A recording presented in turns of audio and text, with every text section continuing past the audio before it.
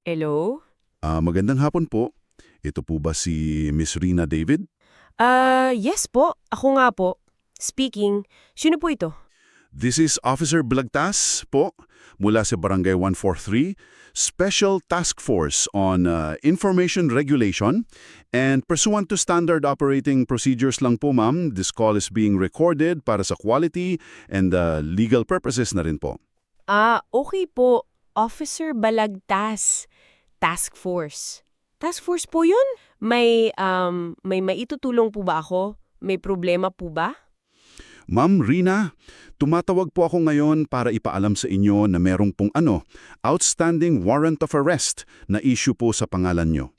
Ito po ay may kinalaman sa paglabag sa Municipal Ordinance 7-0-25 o mas kilala bilang Anti-Chismis Act of 2025. Ano?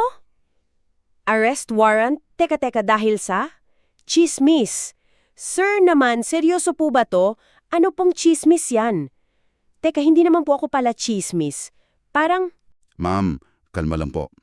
Hayaan niyo po akong buksan yung file ninyo. Ito po, Case File 3B Marites. Ang complainant po ay isang Miss Angela Cruz. Babasahin ko po yung statement niya ha, saglit lang. Ito.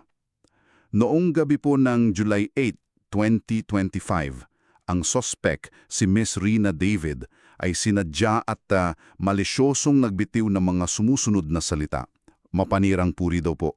Sa isang group video call.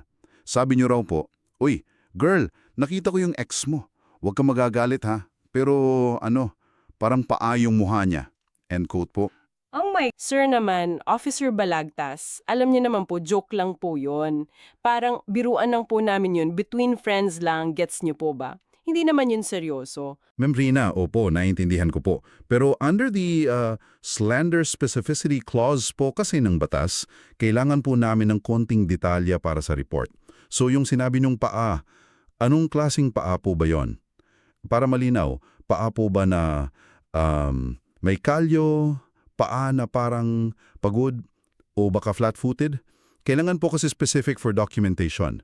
Ha, slender specificity. Ano raw po? More of a general paa vibe. Gets niyo po? Basta yun na yun, mukhang paa lang talaga. General paa vibe. Medyo medyo vague po yan, Miss Rina. Baka mahirapan po tayo sa kaso nyo niyan. Kawawa naman si Angela, nag-file pa naman siya. Baka po may follow-up chismis pa kayo. Regarding sa